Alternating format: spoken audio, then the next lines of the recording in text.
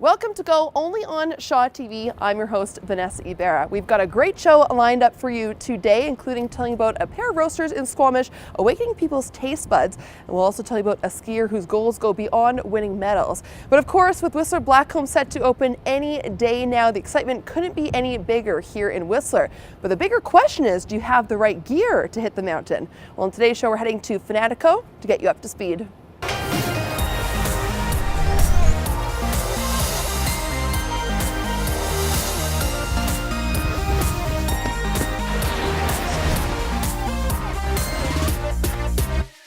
Welcome to Go, only on Shaw TV. I'm your host, Vanessa Ybarra, and as you may have heard on Twitter, we've been tweeting about it. We're having a 6-part skiing series we're doing as of next show, where I'm going to be learning to ski, believe it or not. Lots of bloopers likely, but it should be a great season. So we're here at Fanatyk, where we're gearing up for the ski series to learn more about the equipment. And here to talk more about that is Kevin Kobayashi, co-owner. How are you today? I'm doing great, thank you. Quite busy, I bet. It's gearing up. Yeah, it's going to be a good season. Yeah, for sure. So let's talk about what you offer here at Fanatyk. You've been open for 19 years. It's basically a one-stop shop, right, for someone learning to ski. Yeah, we can cover everything from your ski boots, your skis, bindings, poles. We're a custom boot fitting shop, so we're quite well known to find the perfect boot for your feet, find you warmth, comfort, and performance that way. We also have a great selection of skis, poles, bindings, and all the expertise to go with it. And awesome accessories also we'll talk about later on. Yep, goggles, helmets,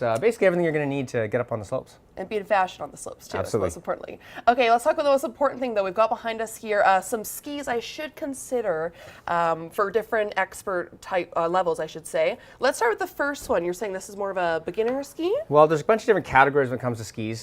Things to factor in is what type of runs you'll be skiing. In your case, you'll probably be sticking more to the groomed runs. You're not going to be venturing off into the bowls and the steeps. So we need to make sure we select the right ski for your type of skiing. A ski like this, for example, we're getting into a ski that's a fairly soft ski, easy to ski. It's not going to be too wide for the type of snow that you'll typically be on. If you're getting a little more adventurous or you're more of an intermediate or expert skier, typically you'll venture off the groomed a little bit more. Hopefully, yeah. Ski some deeper snow, in which case you'll end up going to skis that are typically a little bit wider, potentially a little bit longer.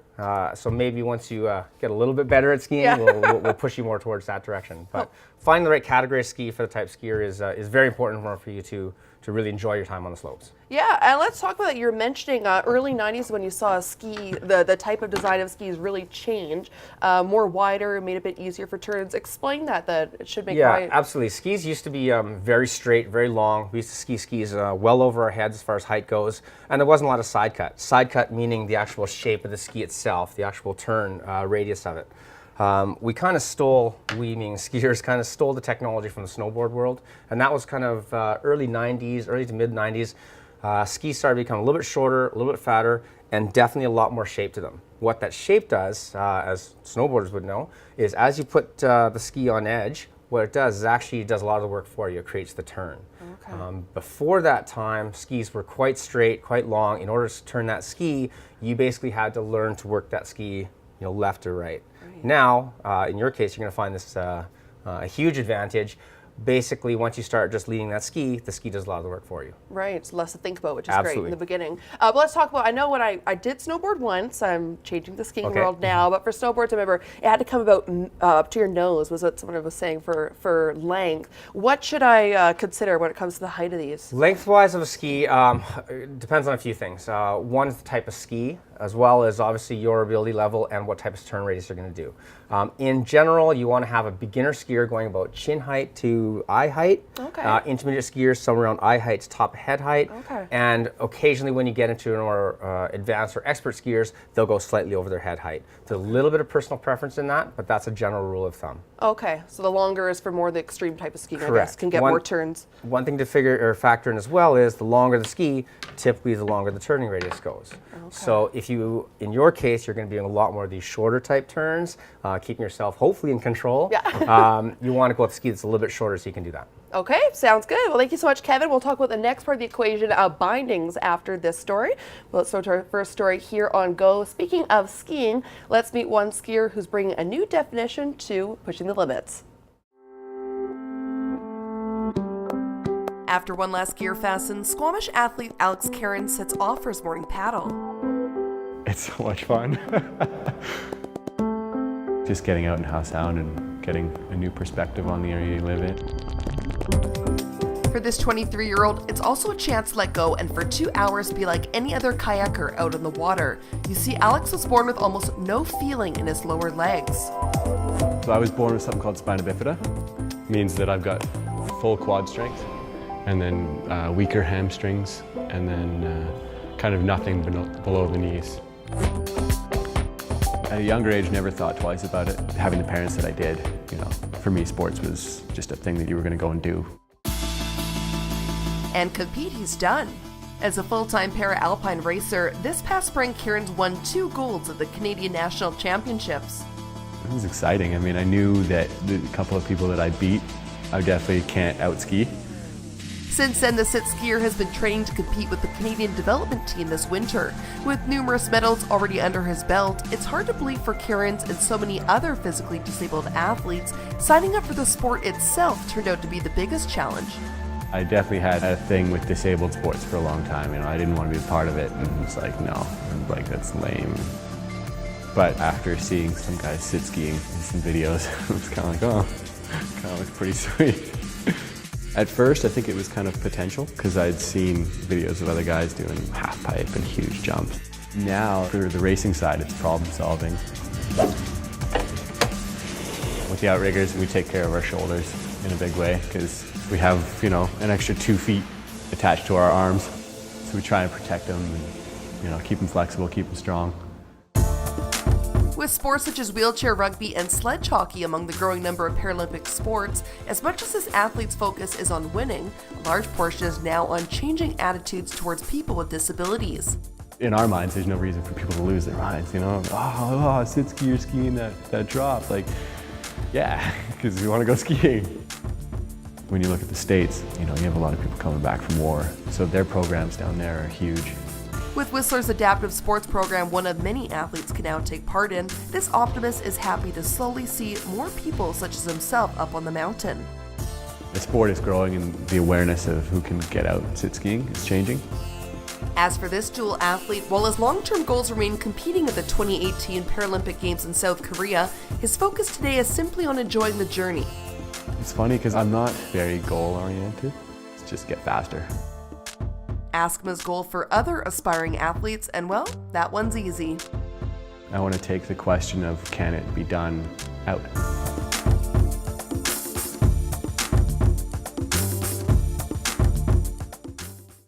Turns out Alex's upcoming season, in between the equipment, coaching, all the other fees, is going to cost around $10,000. So the folks in Squamish have started a GoFundMe campaign about 2 months ago, and they've raised over $8,000 so far. So if you also want to donate, just visit the link on the bottom of the screen.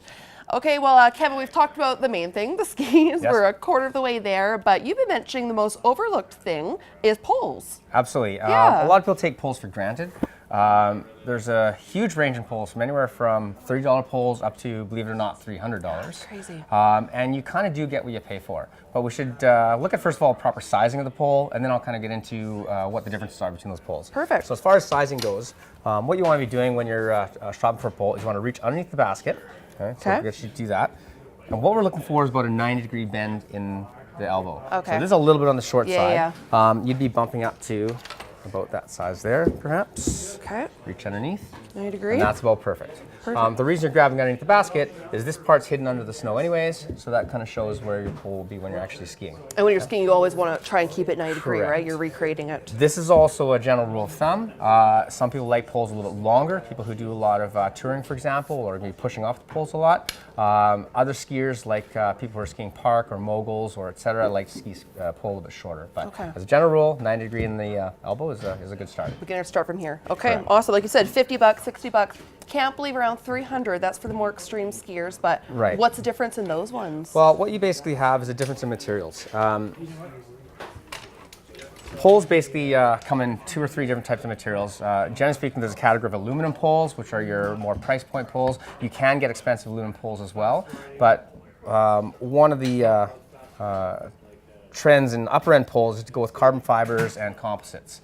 Carbon fibers and composites are going with poles that are going to be a lot lighter weight. The swing weight of them is a little snappier, a little lighter, and arguably potentially a little bit stronger. Okay. But you do pay for that type of material and technology. Yeah, you can feel the difference, like you said. Absolutely. This simply feels like what people think poles are, just piece of metal or whatever. But and in your case, you know, starting off in the poles, you're probably going to be doing a bit of falling. You may fall on your poles here and there. So, you know, even having it around a $50 or $60 pole is maybe a little wiser investment. And these days, like you said, there's so much for poles, there's trends. Who are the shoppers? Are we seeing people who are coming wanting to swap poles every year for the latest trends, or are people in Whistler just, give me a pole? Well, it's more so that when people buy a good pole, it tends to last them a lot longer. Okay? So the more expensive materials, although they're lighter, in a lot of cases are also stronger and will potentially last a few more seasons than an inexpensive aluminum pole. An inexpensive aluminum pole, if you do fall on it, it'll tend to bend, break. It will take a little less of the impact than a more expensive pole will. Right. Okay, cool. Awesome. So we got that down. Now, obviously, bindings is a big part of it as well.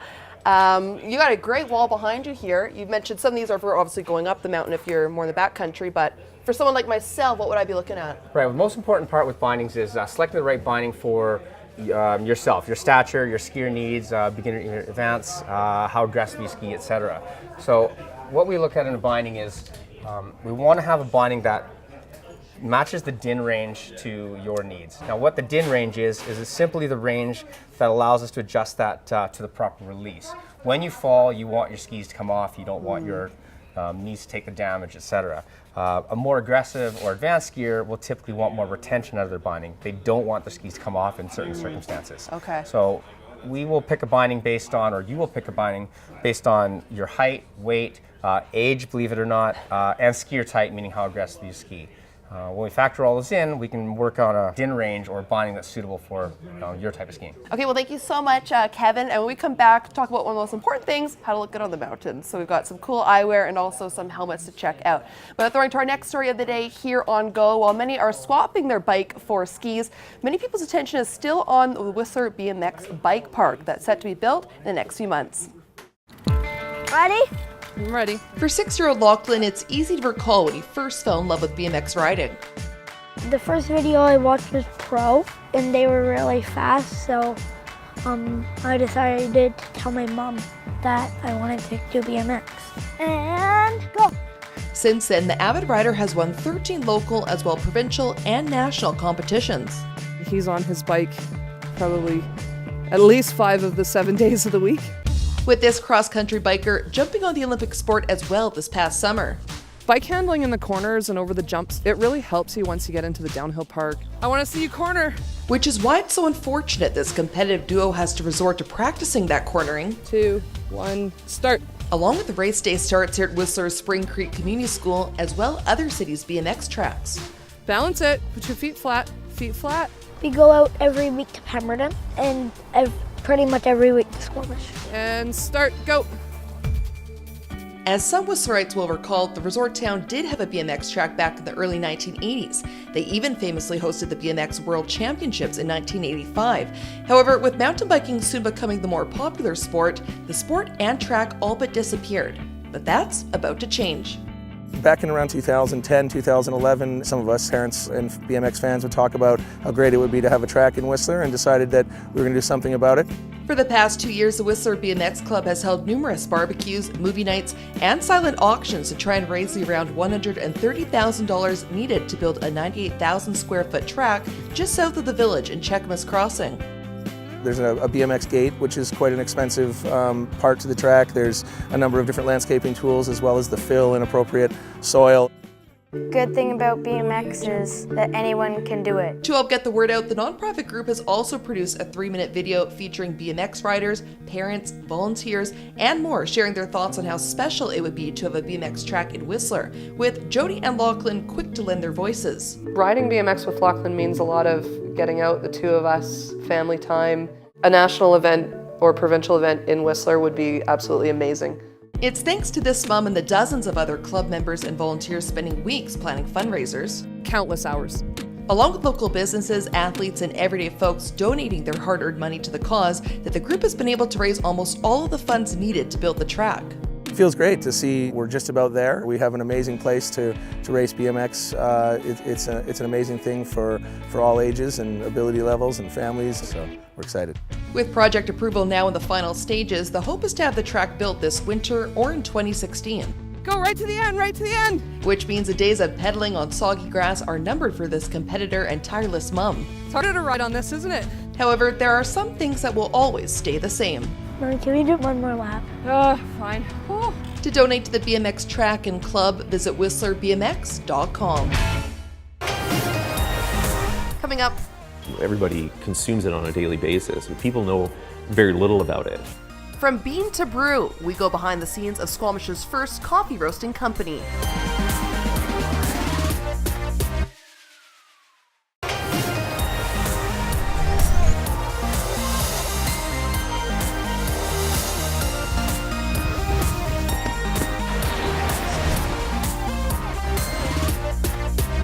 Welcome back from the break. We're here on today's show, gearing up for the winter season at Fanatyk, and we made an exciting announcement earlier in the show. We're doing a 6-part series where, believe it or not, I'm learning to ski. I've never skied before, so that's going to be as of next show. We're going to start that process. But the first thing, of course, is to get the right gear before you hit the mountains. So Kevin's here today talking to us about that.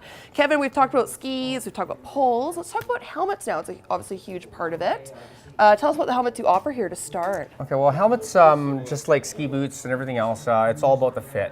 As far as the safety factor goes, all helmets have to meet a certain safety standard.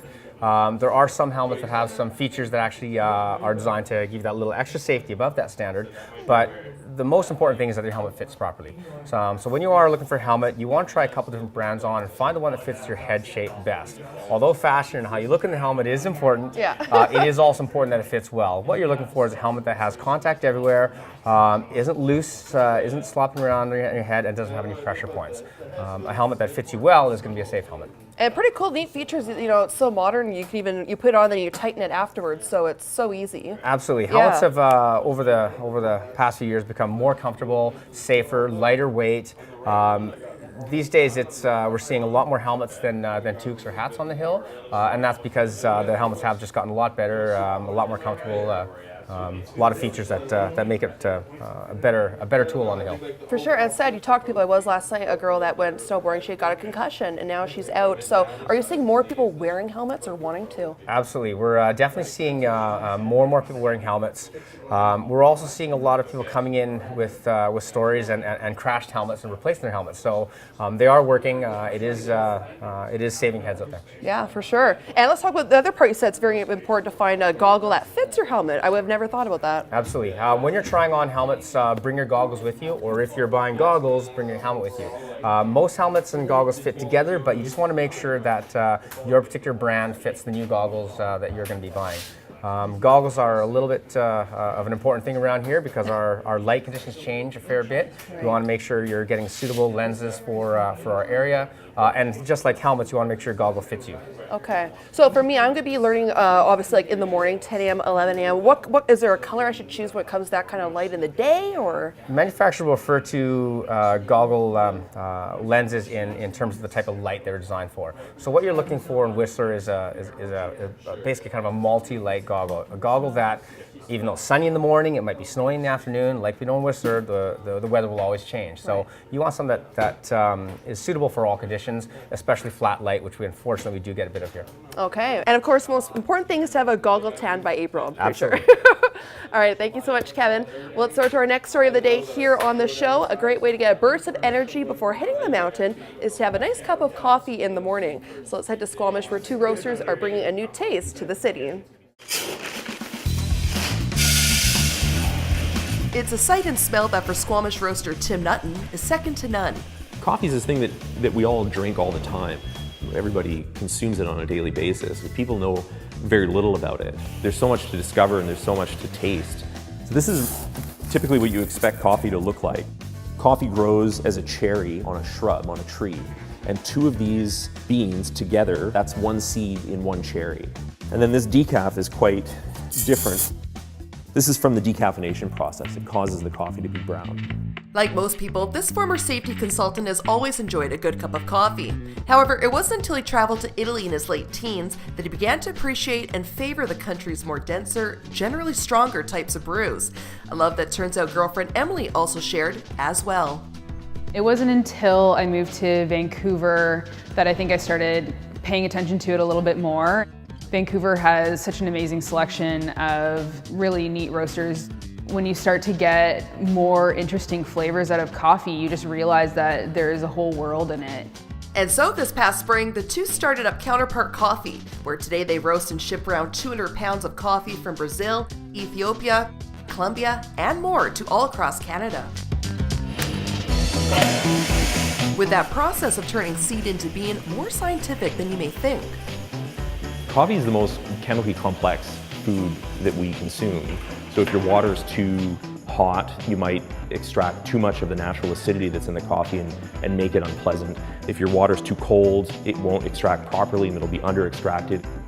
As part of this, Tim constantly adjusts and monitors the machine's heat, airflow, and insular drum speed to make sure he doesn't over or under roast the bean, sometimes doing it up to 5 times to achieve the perfect batch. From there, the beans are cooled down and scanned, with Emily then dumping them into a destoner to suck up any random items still lurking in the batch. While they're collecting all the coffee to put it into the burlap bags to ship out, sometimes little rocks or pieces of concrete end up in the bags. So this is the collection that we've pulled out of the destoner. And that's when things get really noisy. In order to ensure quality and consistency among their products, Emily and Tim undergo a cupping practice that all roasters take part in, where they methodically smell and taste each of the sample brews they receive before ordering a full bag. We're slurping it in a way to sort of spray it throughout the entire inside of our mouths, really sort of coat your mouth. Because coffee is an agricultural product, it changes from season to season. And so the crop from one farm this year will taste different from how it tasted last year, and it tastes different from how it's going to taste next year. With orders only continuing to grow, the hope is to offer roasting and tasting workshops in the near future to further open up drinkers' eyes and palates to the Java world. And while being able to drink coffee all day doesn't sound so bad, for this young couple, it's being able to turn a shared love of coffee into a full-time company that's been the biggest joy, or shall we say perk. It's kind of a really neat blend of science and art. It's been really exciting. It's really exciting to see how it's grown. There's a growing taste for better and better coffee in Squamish.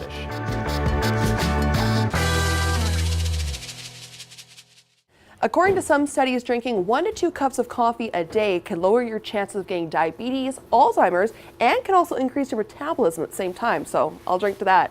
All right, well, I continue to look at skis here and become one step closer to being a skier. For many of you, you may opt to being a snowboarder instead this winter. So which one is better? Well, we headed to the village to get your thoughts on an age-old debate. I ski because I tried snowboarding and I got whiplash multiple times and it didn't end well. Well, I ski. I've skied since I was 3, so it's kind of hard to switch now. I like snowboarding better, probably because it's easier to do tricks and stuff on. Skiing, and when I fall over, I don't lose my board and stuff. I prefer skiing. I tried snowboarding once. It looks really fun in the powder, but kind of a little harder to get around.